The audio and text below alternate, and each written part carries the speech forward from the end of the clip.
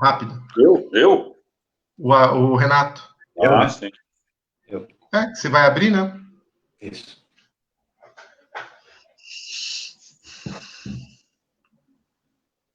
Atualizar aqui, ver como é que tá. Eu tô com meu celular aqui também no caminho. Entrou? Entrou.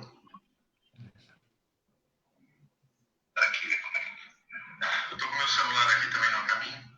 Entrou? A imagem tá ruim mesmo. Entrou. Tá me mexendo muito.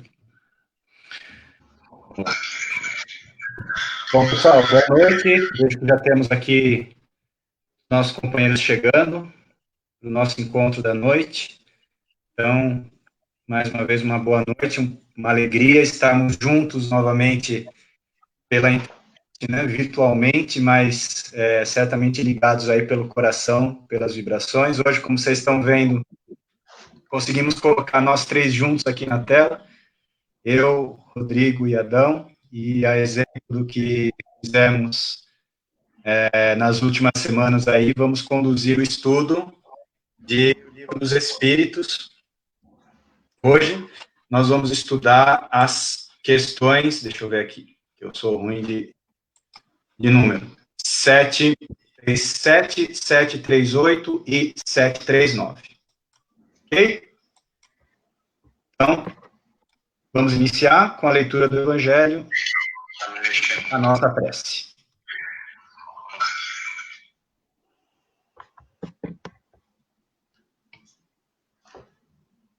Vamos lá. Leu o item 10 do capítulo 5 do Evangelho segundo o Espiritismo. Os espíritos não podem aspirar à completa felicidade enquanto não se tenham tornado puros. Qualquer mácula lhes interdita a entrada nos mundos ditosos. São como os passageiros de um navio onde há pestosos, aos quais se veda o acesso à cidade a que aportem, até que se hajam expurgado. Mediante as diversas existências corpóreas é que os espíritos se vão expungindo, pouco a pouco, de suas imperfeições. As provações da vida os fazem adiantar-se quando bem suportadas. Como expiações, elas apagam as faltas e purificam. São o remédio que limpa as chagas e cura o doente. Quanto mais grave é o mal, tanto mais enérgico deve ser o remédio. Aquele, pois, que muito sofre, deve reconhecer que muito tinha a expiar e deve regozijar-se à ideia da sua próxima cura. Ele depende, pela resignação, tornar proveitoso o seu sofrimento e não lhe estragar o fruto com suas impaciências, visto que, do contrário, terá de recomeçar.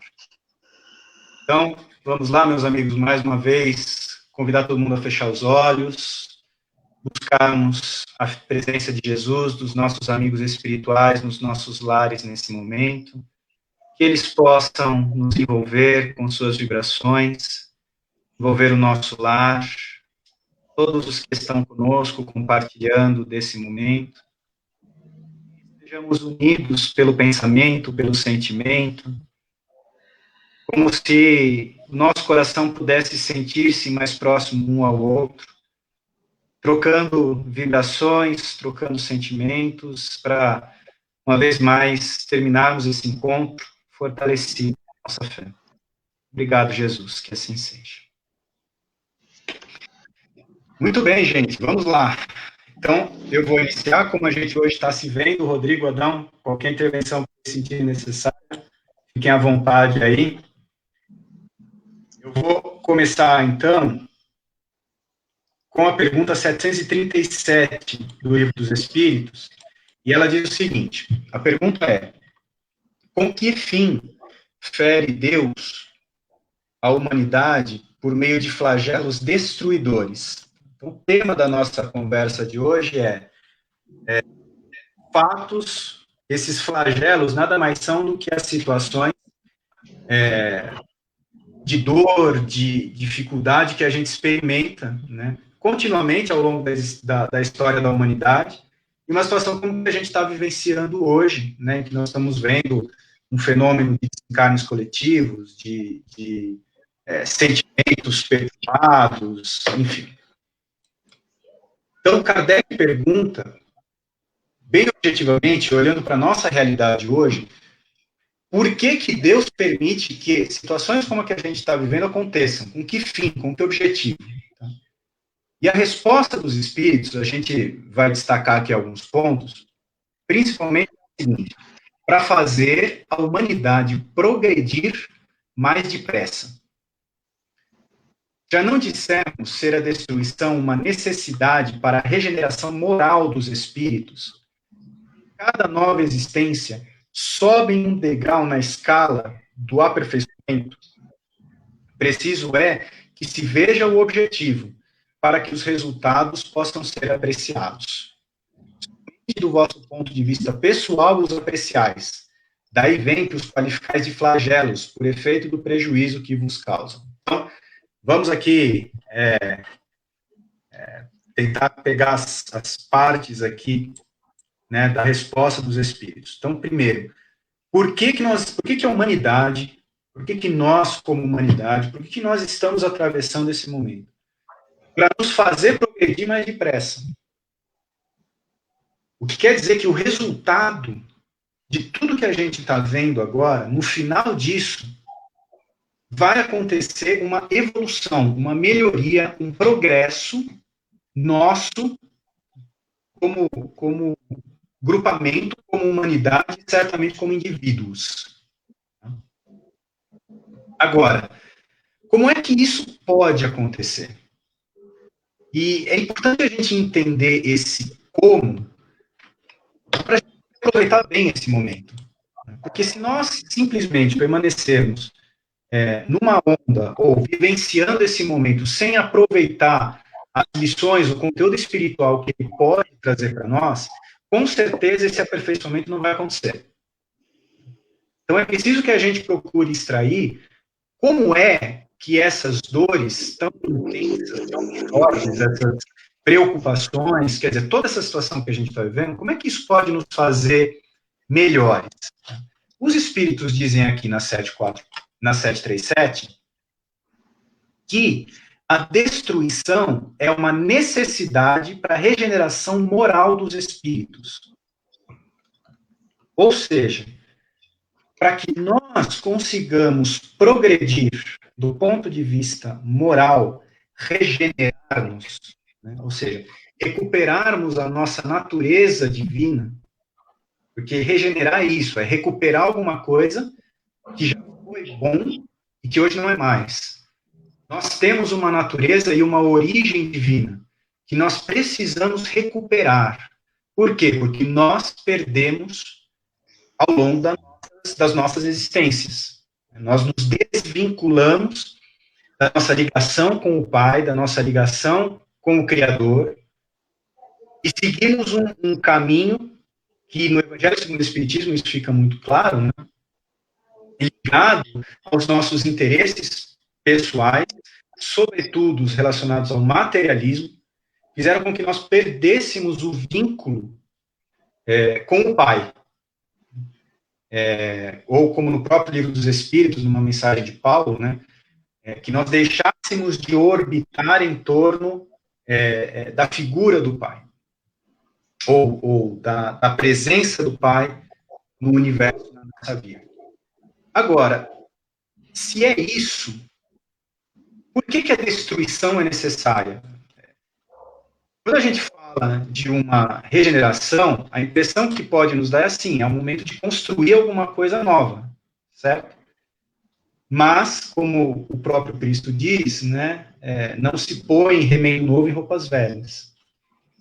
E aí a gente volta para a questão 728, tá, de O Livro dos Espíritos, quando Kardec pergunta se a destruição é uma lei da natureza. E a resposta é muito interessante. Preciso é que tudo se destrua para renascer e se regenerar.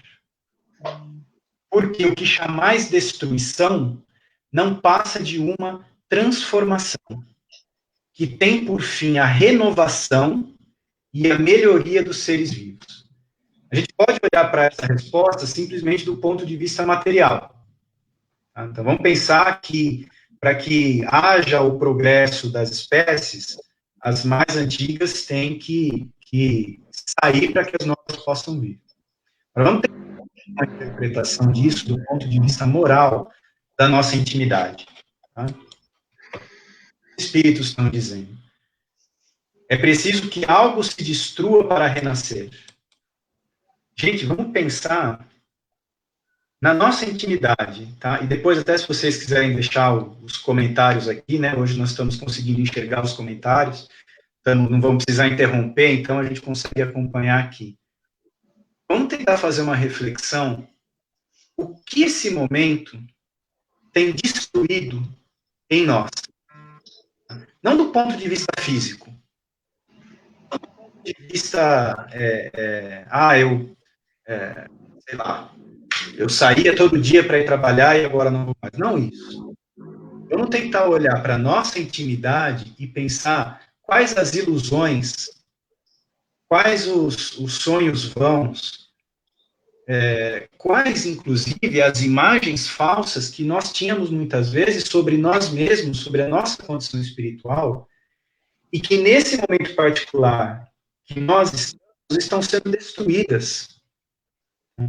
Muitas vezes eu tinha uma impressão, ainda ontem estava conversando com alguns amigos sobre isso aqui da nossa casa, né, do caminho. A gente tinha a impressão de que nós éramos, por exemplo, ótimos pais. Eu tinha essa ilusão. Eu sou um ótimo pai. E aí, quando a gente mergulha na intimidade, a gente começa a perceber que, muitas vezes, nós sequer conhecemos direito as pessoas que estão convivendo conosco dentro do lar. Eu sou um ótimo cônjuge. E quantas vezes eu sequer conversava com a minha esposa, com o meu esposo, por 5 minutos. Saia da cama, já saia com o celular, vai tomar uma ducha, volta a tomar café com o celular na mão. Então, nós criamos uma ilusão que essa convivência frequente vai quebrando aos poucos. E como que ela quebra? Ela quebra por meio das frustrações que a gente vai vivendo, ou das dificuldades que a gente vai vivendo no dia a dia. Porque se nós fôssemos excelentes filhos, excelentes pais, excelentes cônjuges, né, que seguíssemos a lei de Deus perfeitamente, a gente não passaria, primeiro, talvez não precisaríamos passar por esse momento. E se passássemos, passaríamos com muita tranquilidade. Né? Sem nenhum tormento, sem nenhuma dificuldade no nosso coração.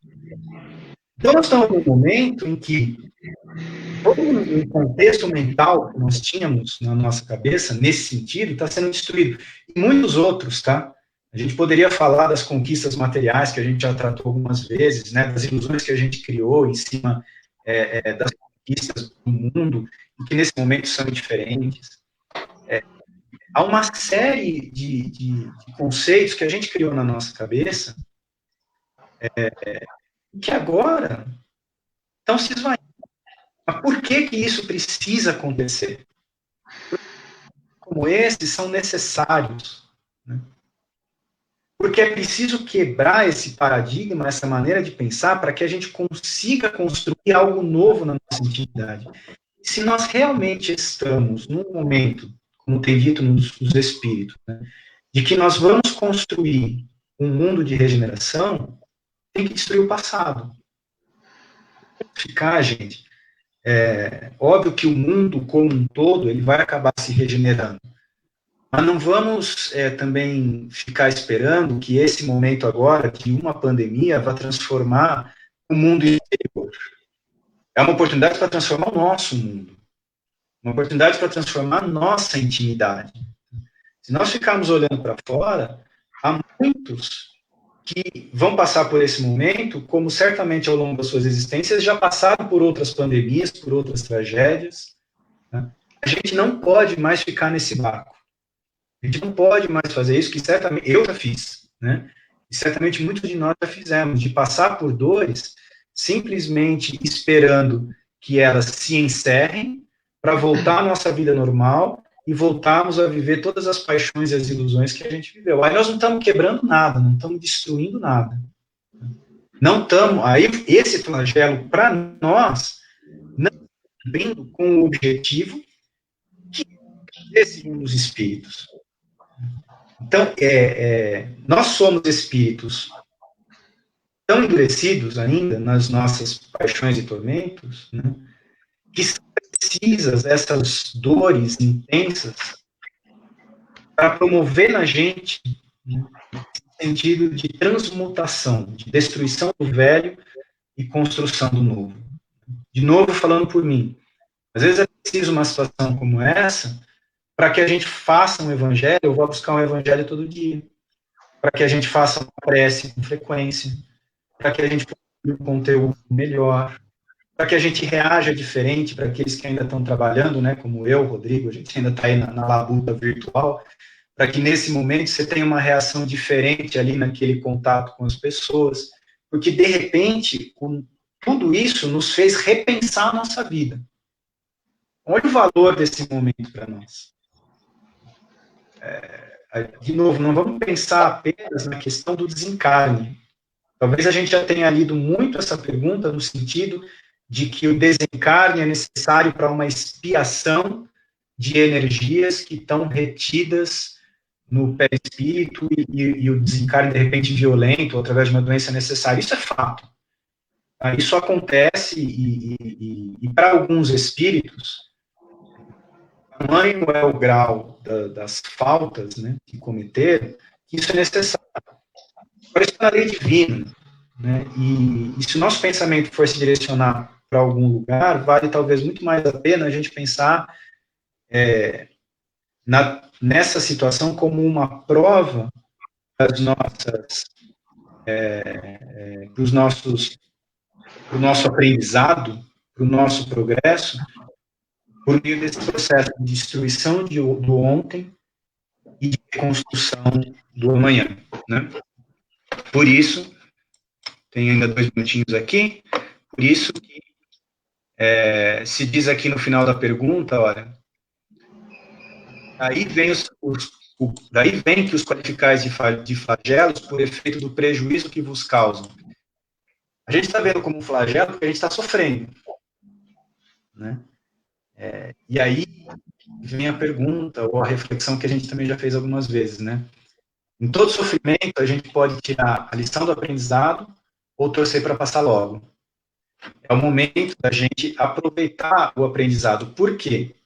Concluem os espíritos, né? Essas subversões, ou seja, essas situações que nos tiram do eixo normal das nossas existências, são frequentemente necessárias para que mais pronto, mais rápido, se dê o advento de uma melhor ordem de coisas.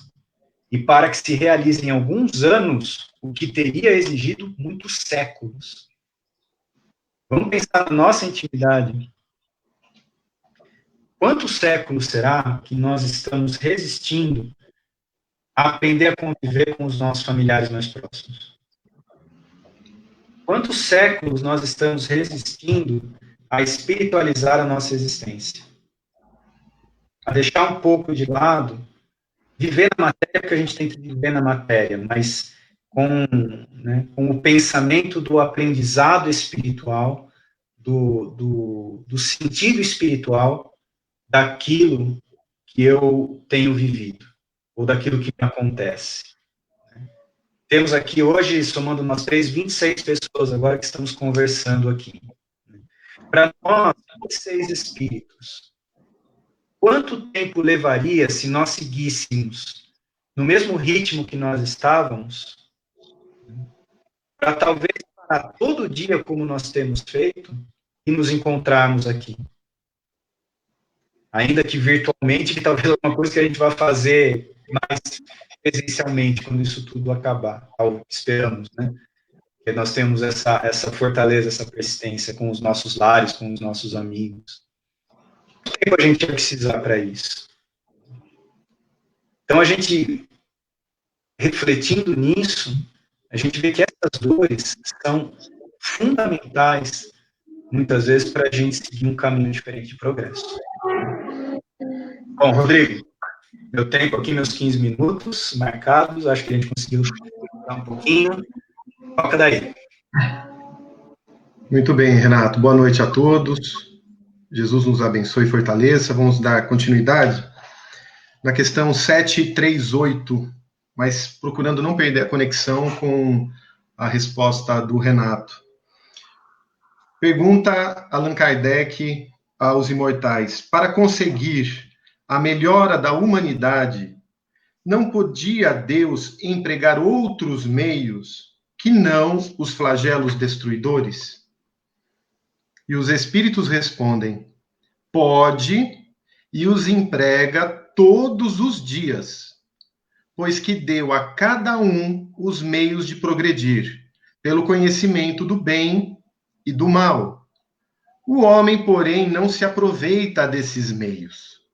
Necessário, portanto, se torna que seja castigado no seu orgulho e que se lhe faça sentir a sua fraqueza. Quando a gente fala de melhora da humanidade, nós não poderemos nos excluir dessa humanidade. O que é a humanidade, senão os espíritos vinculados ao planeta Terra, a nossa humanidade terrena, encarnados e desencarnados, nas suas variadas faixas de evolução. Pois bem, para se melhorar esses espíritos, precisaria de um flagelo, de uma destruição, de uma dor? Como nós fazemos parte dessa humanidade, vamos perguntar diferente? Para nós aqui, melhorarmos espiritualmente, nos evangelizarmos, transformarmos nossos tormentos, destruirmos a nossa personalidade em prol de uma identidade divina, precisamos passar pelos tormentos, de um flagelo destruidor. E quando a gente pensa flagelo destruidor, tudo isso que nos ameaça, né? Todas essas intempéries, crises, que, via de regra, acaba acontecendo no mundo. Precisaríamos disso para nos modificar? E os espíritos respondem que Deus tem inúmeros meios e faz isso diariamente, bastando que cada um opte pelo bem ao invés do mal. Quais são esses recursos de Deus para que a gente se transforme, desenvolva uma nova construção? Vamos pensar assim, desde quando eu venho nessa estrutura doente? Desde quando eu nutro esses sentimentos doentes que possuo hoje? Olha, passamos lá atrás pelos profetas de Israel, pelos iniciados no Oriente, chegamos até Jesus. Quantos sinais ao longo desses milênios atrás nós não tivemos do que deveríamos fazer?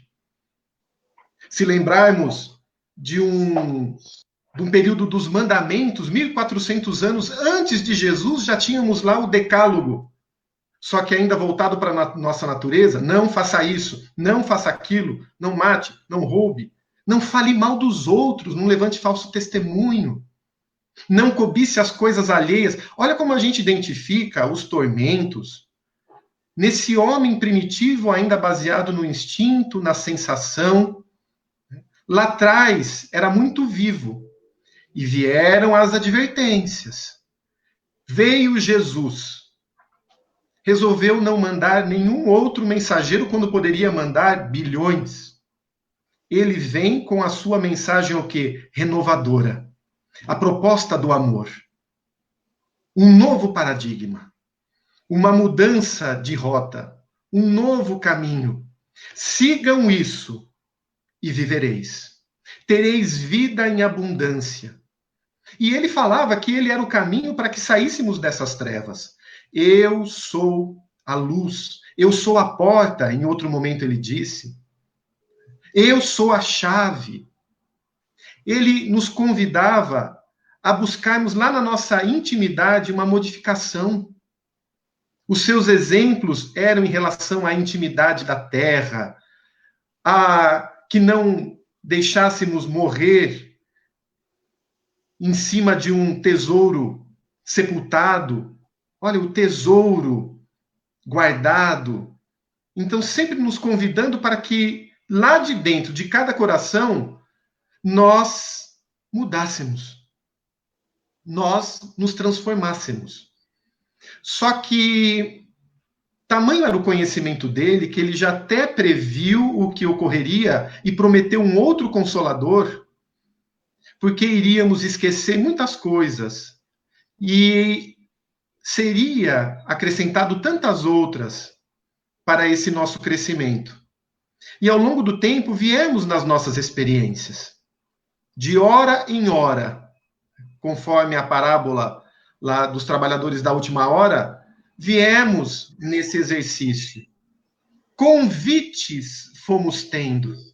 Só que o homem velho falando alto, utilizamos de inúmeras reencarnações para repetir os mesmos hábitos, a mesma estrutura mental, só que a lei divina é de progresso. Temos uma fatalidade: seremos perfeitos. Essa perfeição relativa é óbvio. Mas não poderemos fugir disso.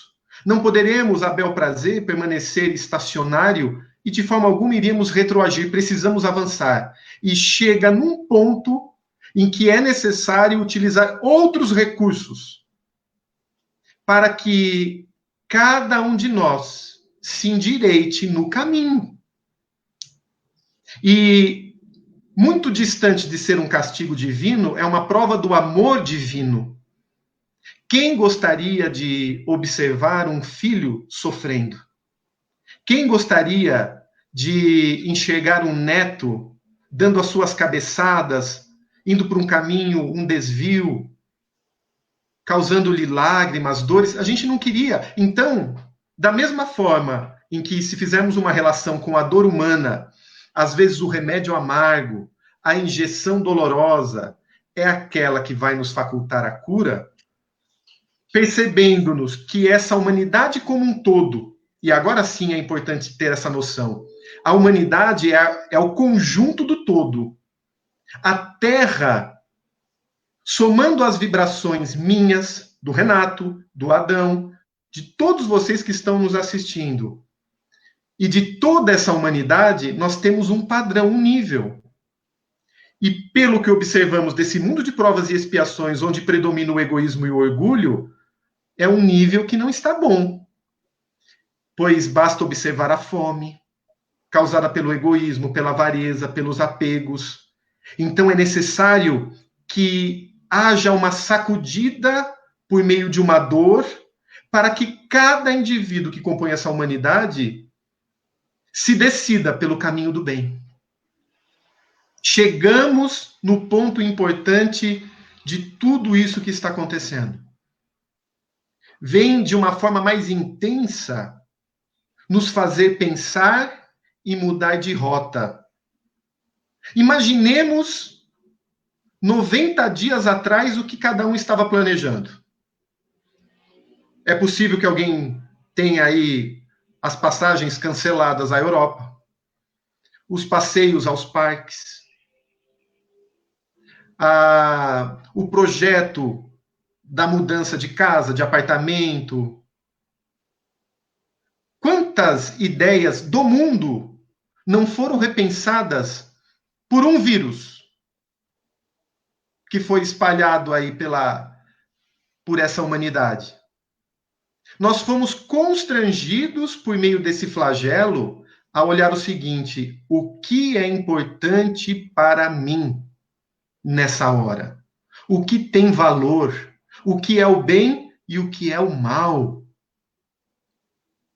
E muitas coisas que eu achava que eram boas, eu percebo que são ilusões. Muitas coisas que eu achava que eram fundamentais, eu percebo que são coisas do mundo. Coisas que me preocupavam tanto. O meu cargo, minhas possibilidades financeiras, meu poder, minha liberdade de ir e vir, porque eu fazia o que eu queria. Eu fui constrangido a repensar e identificar o que realmente é importante. Então, um convite a cada um. Esse momento, eu estou aproveitando? Eu estou aproveitando? Precisarei passar por outros flagelos? Porque a experiência é individual. Como o Renato disse, findada essa pandemia, esperamos, óbvio, que seja breve, temos esperança nisso. Quantos não vão retomar os mesmos afazeres mentais do antes? Continuarão as mesmas coisas. Esses estão dando um passo para serem levados pelo turbilhão. É como se nesse momento tivesse sido feito um recenseamento.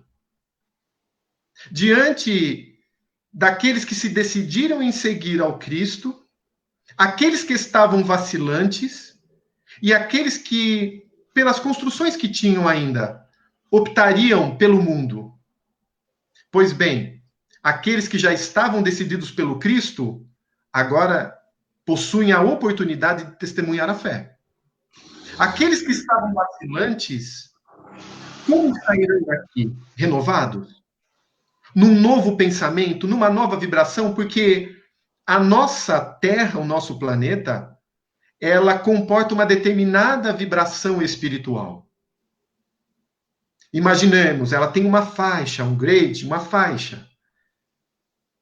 Se continuarmos com as mesmas vibrações anteriores, enquanto que a Terra avança, nós não temos sintonia, peso espiritual, perispiritual para permanecer nela. E aí o convite que é feito ao trabalhador da última hora, o que tanto se fala do período de transição, não somos místicos, no sentido efetivo da palavra, não misturamos as coisas, mas é óbvio que esse momento é de reflexão, é de profunda introspecção em relação aos espirituais, para sairmos melhores, aproveitando, já que não tivemos outra alternativa, desse recurso que veio. Não nos achemos melhores do que a massa. Porque se fôssemos melhores, não estaríamos encarnados na Terra. Se estamos passando por isso, é porque precisávamos disso. Não transfiramos responsabilidades, não acusemos.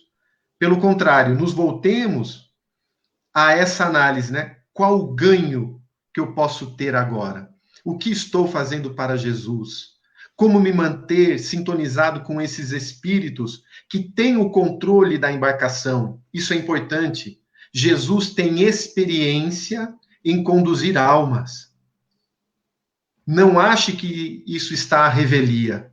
Ainda que pareça um mar revolto, uma embarcação ao leme, lembremos dos discípulos, quando na tempestade eles achavam que lá no lago de Genezaré, no mar da Galileia, aquela embarcação ia afundar. Estavam desesperados, entraram em pânico e falaram: Jesus dorme.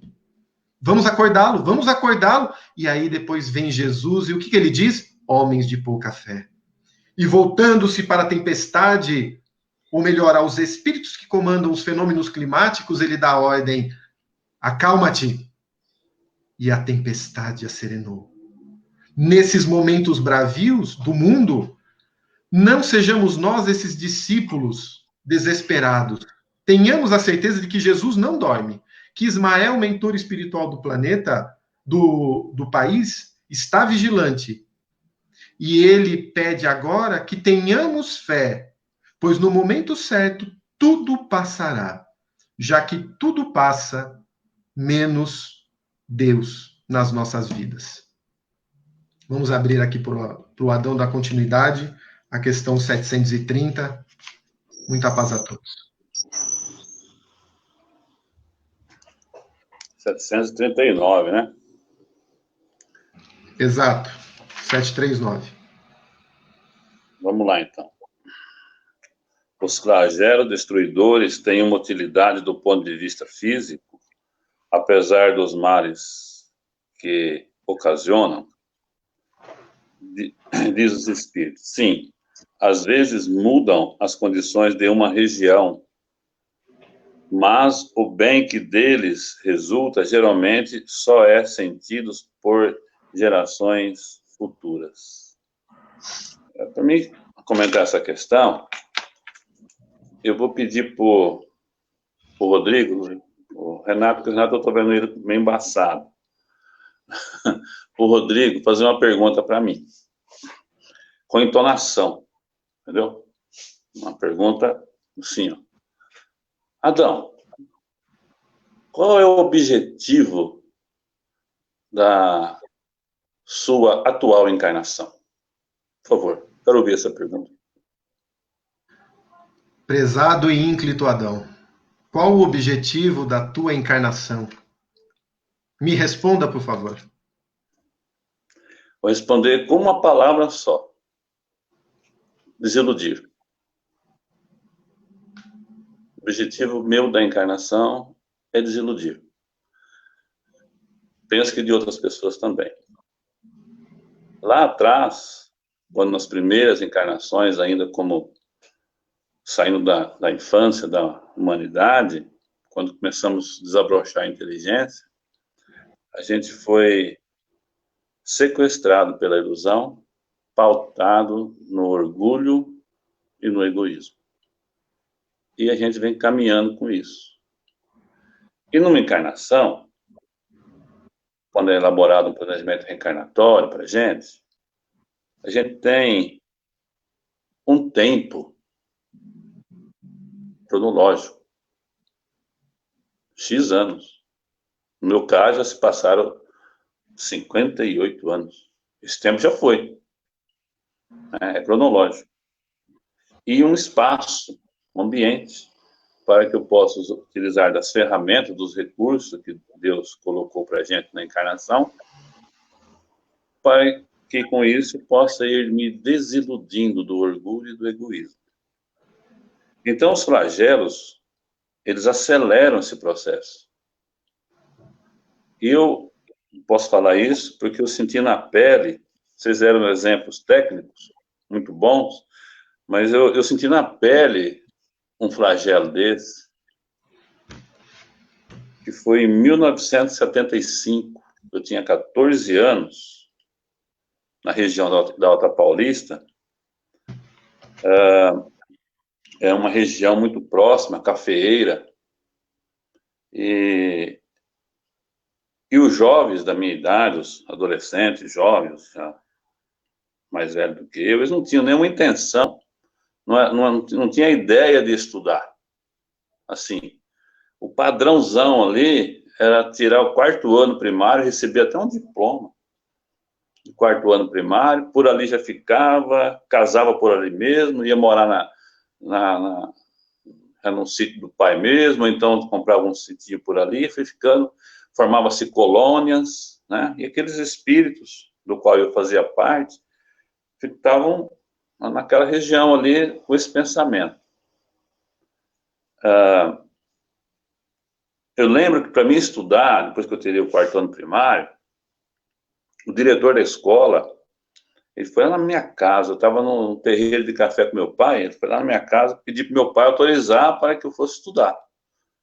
Fazer lá a 5ª série, iniciar a 5ª série, 1973, não me lembro, falta a memória. E meu pai falou que não, já estava bom. Os mais velhos já tinham casado, tinham saído, e ele não queria me perder lá, porque estava na roça com ele, estava bom já e tal. E eu concordei com ele, porque eu tinha um medo do nada de ir para a cidade, tinha que ir para a cidade. Né? E ele falou, não vai não, e o diretor confabulou com ele, falando que precisava de mais, que ele conseguisse pelo menos ali uns 15, 20 jovens, ele conseguiria um ônibus para fazer o trajeto, buscar e levar a gente e tal. E meu pai foi muito forte na sua opinião, falou que não. A minha mãe viu o diretor lá, saiu lá dos afazeres dela, da cozinha lá, veio lá no quintal, lá onde nós estávamos, perguntou do que se tratava, o diretor explicou para ela, e ela falou assim, não, ele vai sim, ele vai estudar sim. E meu pai deu a última palavra e falou, tá bom, então ele vai. E eu fui estudar. Meu ônibus foi estudar. Passado 2 anos, 74, 75, meu pai carregou eu, andando comigo o cafezal, tinha lá acho que 15, 16 mil pés de café. Ele falou, olha, o ano que vem isso aqui vai dar em torno de 1.200, 1.500 sacas. O preço vai estar bom. Vender isso aqui, dá para comprar mais um sítio. Nós tínhamos um sítio pequeno, vou comprar mais um sítio. Como você está comigo, esse sítio eu vou dar para você tomar conta. Comprar um sitinho aqui, tal, perto, você vai tomar conta do sítio e tal. Você vai ficar comigo, né? Eu falei, opa. Daquele dia em diante, eu já comecei a andar de bota, chapéu na cabeça, montava no cavalo, me sentia um fazendeiro. Por 20 dias, me sentia um fazendeiro, andava empinado por lá. Até que chegou uma geada na região, de Marília até Panorama, lambeu. Queimou tudo. 2 meses depois, o futuro fazendeiro, estava com a foice e um machado na mão, roçando o cafezal. Podando o tronco, torcendo para brotar. Né? No ano seguinte, 76, nós tínhamos dificuldade de arrumar um ônibus para os jovens estudarem na cidade. Foi tanto volume de gente que resolveu estudar, que tinha 2 ônibus carregando. Moço, moça, fazendo supletivo, Mobral, o que tinha pela frente saiu aquele povo para estudar. E muitos dali, como eu, não tiveram mais chance ali. Alguns anos depois, teve que partir dali. A região se modificou totalmente. E cada um seguiu o seu curso da vida. Contra a vontade? Possivelmente. Porque a vontade do homem que estava ali, na região, é de ficar ali mesmo. Né? Inclusive, muitos ficaram, tem amigos até hoje lá, alguns poucos amigos. Mas o destino não estava marcando isso. O destino guiou a gente a sair de lá. Né? Há 1 ano, 2 anos atrás, eu voltei lá, na região, e fui ver que ele falou, quero ver o sítio, tirar umas fotos. Eu não reconheci o local. Mudou completamente. Compraram alguém comprou lá, foi comprando os sítios, desmanchou tudo que tinha, plantou, acabou com as divisas, plantou grama, virou uma fazenda, e você olha assim e fala, só está na minha memória isso aqui agora, não tem mais nada. Mudou o ambiente. A escola, o grupo escolar que eu estudei, parece estar abandonado. Não vou ver, talvez, nessa encarnação, que eu não estou indo para lá com frequência, talvez eu não veja a melhora daquela região do jeito que eu pensava, mas possivelmente virá uma outra, um outro ambiente, um outro momento, que aquilo ali vai prosperar com outra coisa, e vai evoluir, outros espíritos vão chegar e vão caminhar. E nós direcionamos para outro rumo, forçando o espírito a desiludir, a desacomodar, a passar por constrangimento, porque você pega uma pessoa que está lá no seu mundinho, né, trabalhando por sua conta, né, tal. De repente você sai, vem para São Paulo, né, tem que pedir emprego, obedecer, lá você não obedecia, você mandava. Tem todo um processo por trás disso, né, que acelera o progresso individual da gente. Possivelmente, nesse flagelo que estamos vivendo agora, esse vírus, a gente vai contar a história para os nossos filhos, para os nossos netos, que no Brasil, vivíamos num Brasil que tinha corrupção. Sou gostoso? Né? Falar para minha neta daqui a, sei lá, 20 anos, 30 anos, olha, esse país aqui um dia foi corrupto. As pessoas eram corruptas, hoje não. E começou quando isso? Começou nesse flagelo. Que a gente não vai ver a situação no momento. No momento a gente quer que passa. A gente se revolta. Né? Mas no livro Pontos e Contos, numa conversa de 2 espíritos médicos, né, espíritos, um comenta com o outro que os encarnados aproveitam muito pouco a dor. pouquíssimo. Ele se revolta e quer resolver logo a dor. E perde a oportunidade de transformação que ela traz. Não que a dor seja bom ter dor. A dor dói, é bom. Mas ela está destruindo uma construção mental de milênios. De milênios. Saindo de um padrão, de um pensamento, às vezes, você achando que você é melhor que o outro, sabe mais que o outro, né? Padrão de vaidade, um monte de coisa, de repente vem uma ordem superior, bem pequenininha, que a gente nem consegue ver o olho, vê com os olhos, né? Vem e coloca todo mundo no chão, para dizer que tem uma ordem superior que fala assim: meu filho, aqui quem manda sou eu. E eu faço o que eu quero. Eu te dei um tempo e um espaço para você evoluir. Retardou um pouco, eu vou acelerar. Vou dar uma corridinha com você. Vamos lá. E acelera, né? E a gente sai correndo atrás. Então, os flagelos são extremamente necessários. Embora, no momento, a gente quer que passe, porque ninguém quer viver dentro de um ambiente desse, mas que tem um objetivo fantástico nisso aí, que cabe a cada um aproveitar, isso é real. Isso é real. Né? Ontem, conversando com a minha filha, tá aí, Renato? Daqui não dá para ver. A Milena tá online aí? A Mi tá online? Não. Milena tá online, então, pode falar com ela. Ontem ela, falando com ela, eu queria tanto, tô enjoado de comer a minha comida, e eu morrendo de saudade de ver ela e a minha neta. Né? Inventei que eu ia fazer uma comida, tal, para não sei o quê, mas no fundo eu queria vê-la. Ver a minha neta, fazia 15 dias que eu não via. Então hoje fui dar um movimento para ir lá ver, colocar a minha neta. Não podia nem chegar perto, mas já tá bom. Olha o movimento que produz isso na gente. À noite, meu irmão ligou e falou: escuta, dá para fazer a despesa da mãe amanhã? Né? Falei: nossa, que maravilha, amanhã eu vou levar despesa para minha mãe, vou no mercado, vou comprar, vou levar. Quando que eu pensei nisso? Pensava, se viram, estão lá, não se viram.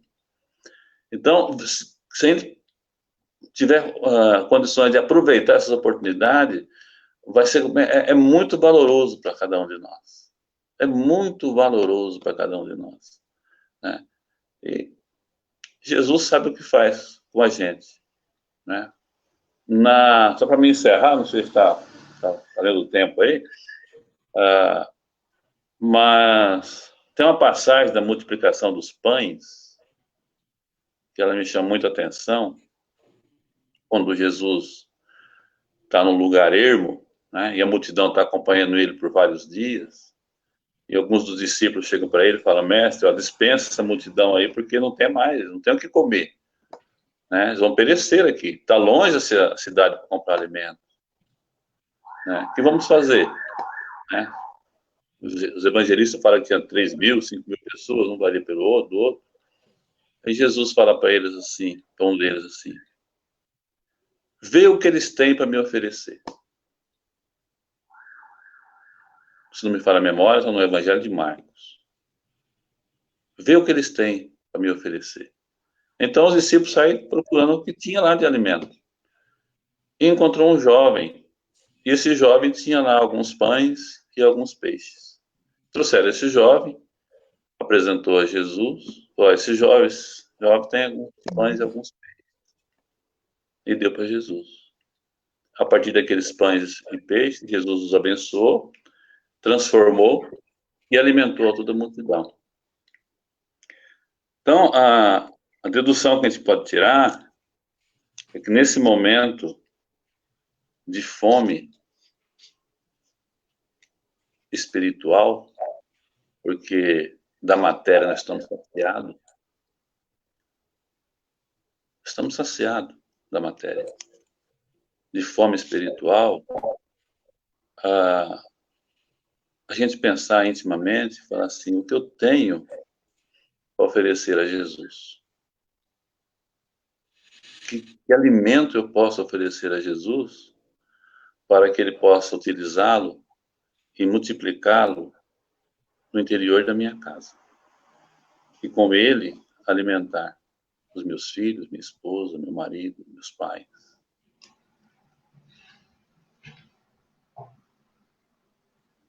Primeiro, é se colocasse no lugar do jovem que tivesse seguindo Jesus e não tinha alimento, e ele tinha, aquele jovem tinha alimento. Tinha lá os pães e os peixes que eram dele. E prontamente ele foi oferecer a Jesus. Nós ofereceríamos o que nós tínhamos para Jesus oferecer aos outros. Então, diante desses flagelos que chegam até a gente, não vamos perder a oportunidade de avançar. Ô Adão, Oi. Vou, já que está no finalzinho, aproveitar uma pergunta que nos chegou, o Renato também.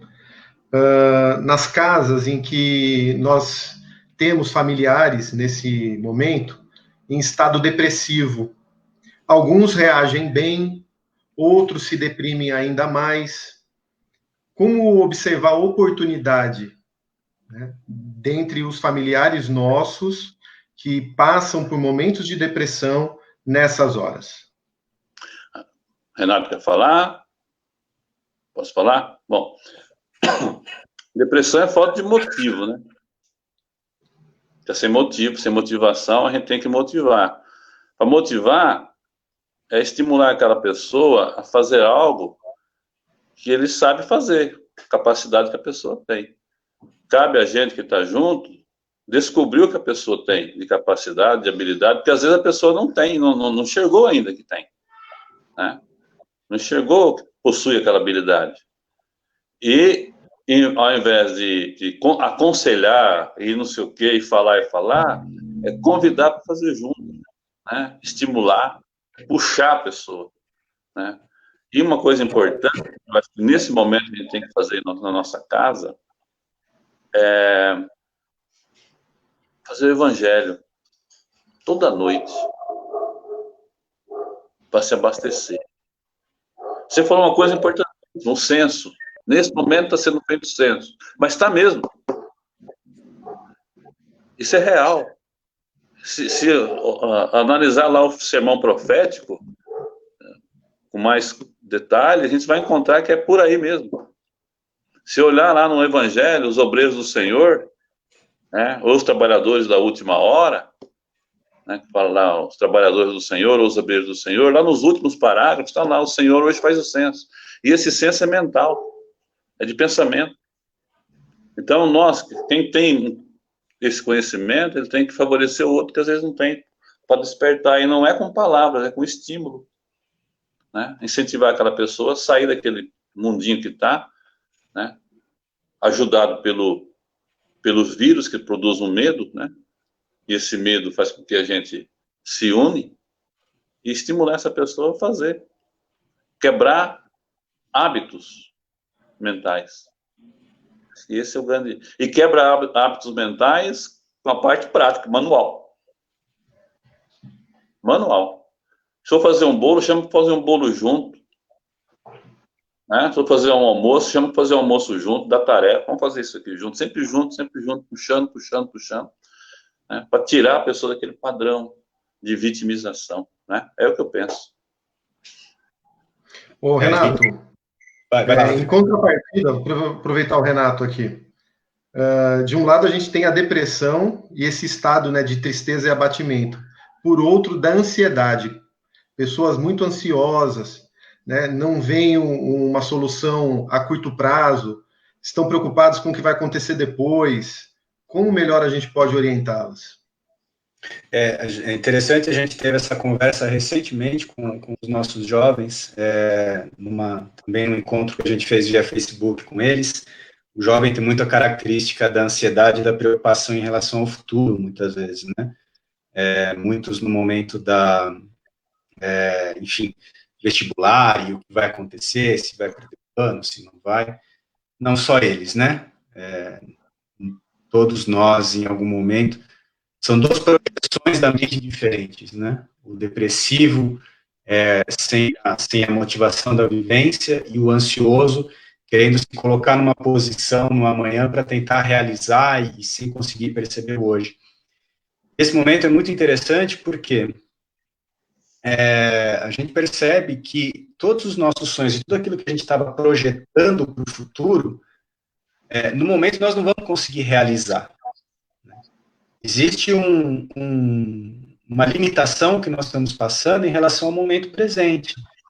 O Adão falou das ilusões, né, do mundo, dos cargos, das posições, do ter.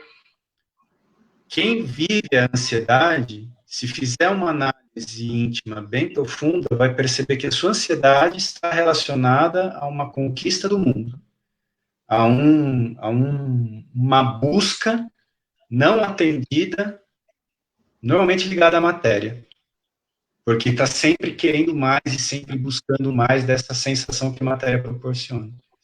Esse momento é riquíssimo para a gente perceber, primeiro, o quanto viver numa projeção não resolve, né?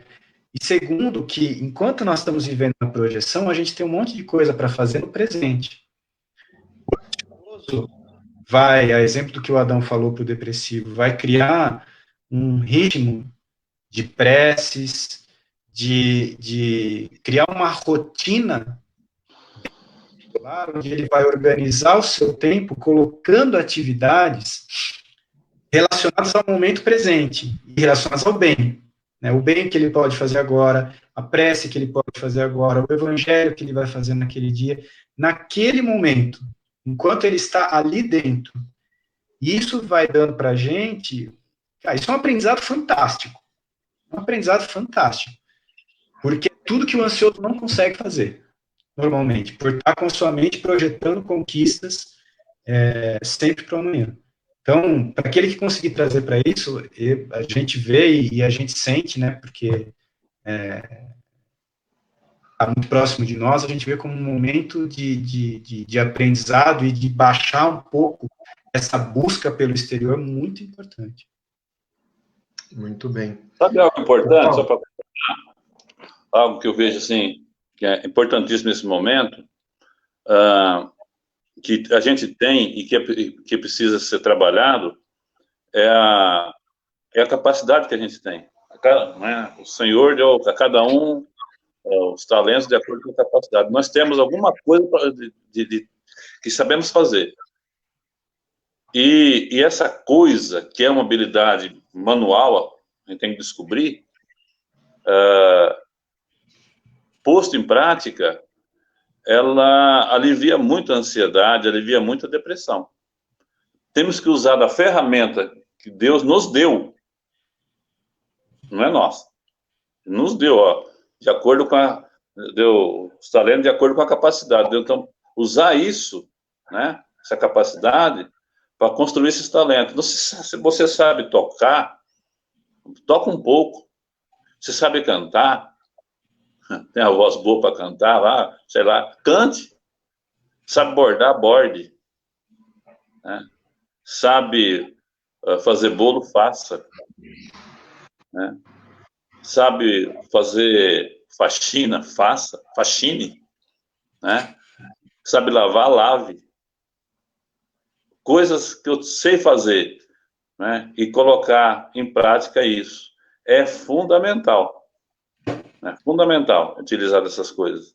Senão a gente fica se posicionando de vítima da situação. E isso aí vai embora no turbilhão, como você disse. Nessa linha, Adão, não só para a gente, só para complementar, eu tenho até visto, eu tenho muitos colegas até que com os filhos têm passado por essa dificuldade de não saber como lidar com as crianças nesse período. E a gente tem feito algumas experiências, principalmente, posso falar aqui de casa, né? Que a gente tem 2 pequenas, de envolvê-las nas tarefas do lar. E de envolvê-las em coisas que elas estão aprendendo a fazer, tá? Então, outro dia, juntamos aqui em casa, fizemos um bolo juntos. Adorável. Perfeito. Perfeito. No fundo, a gente está estimulando esse espírito a encontrar a sua habilidade e aquilo que sente prazer de fazer. Exatamente. Ó, para me encerrar da minha parte. Tá com a cabeça ruim? Chegou um monte de notícia aí que perturbou? Pega algo que você sabe fazer e faça. Manual. Se sabe desenhar, vai lá e desenha. Você está pondo para fora aquilo que você tem para fazer algo bom, algo belo, né? E aquilo vai te dar uma mudança na mente, saindo daquela casa mental perturbada que nós vem de milênios e que nessa encarnação a gente precisa destruir, né? Transformar. Né? Muito bem. Vocês veem como o Evangelho de Jesus ele é atual, né? E é para ser usado principalmente nesses momentos difíceis. Quando ele fala do olhai os pássaros, né, que não semeiam, não colhem, no entanto Deus os provê. Olhai os lírios do campo, nenhum, por mais que Salomão tenha ali aquela suntuosidade, jamais se vestiu como um deles, e chamando o que? A cada dia basta a sua aflição, né? Confia em Deus, confia que nada vai faltar, porque às vezes essa ansiedade é o que farei depois. E o essencial a gente tem, e vai ter, vai continuar tendo. Né? É muito importante se voltar para o Evangelho nesses momentos de ansiedade, de medo que nos surge, para buscar, né? Recurso. Eu achei muito válido o estudo de hoje. Fica aí o convite a todos que estão aqui nos assistindo para a próxima terça-feira. Tá? Daremos continuidade terça que vem, às 20 horas. Se ficaram dúvidas, no próprio link aqui embaixo tem alguns comentários, algumas questões chegando, podem colocar, dentro do possível a gente dá continuidade, ou aproveita dentro do tema que trouxemos, que sempre vai falar, né, de intimidade, de espírito, de renovação, encaixamos também essas dúvidas, essas perguntas, ok? Gostaria de convidar o Adão para fazer a prece final e encerrarmos assim a nossa participação de hoje. Olá, amigos. Vamos manter nosso pensamento elevado e agradecer a Deus por essa oportunidade que nos está oferecendo e, ao mesmo tempo, unir os nossos pensamentos, os nossos sentimentos em fachos de luz, envolver os hospitais, aonde estão os enfermos, os parentes, esperando por notícia, os médicos, o corpo clínico. Envolvemos todos que ali trabalham nesse momento de flagelo, para que a esperança e a confiança em Deus não falte a cada um deles, que console as famílias, que ampare o enfermo, que estimule enfermeiros e médicos a paciência e a abnegação. Também envolvemos os nossos familiares com a nossa luz, com a luz de Jesus, e que possamos nesta noite ter uma noite de muito trabalho para o nosso espírito, onde vamos rogar para continuarmos tendo a oportunidade de servir e aprender. Que Jesus nos abençoe e nos ampare. Que assim seja. Um abraço a todos. Um abraço a todos, uma ótima noite.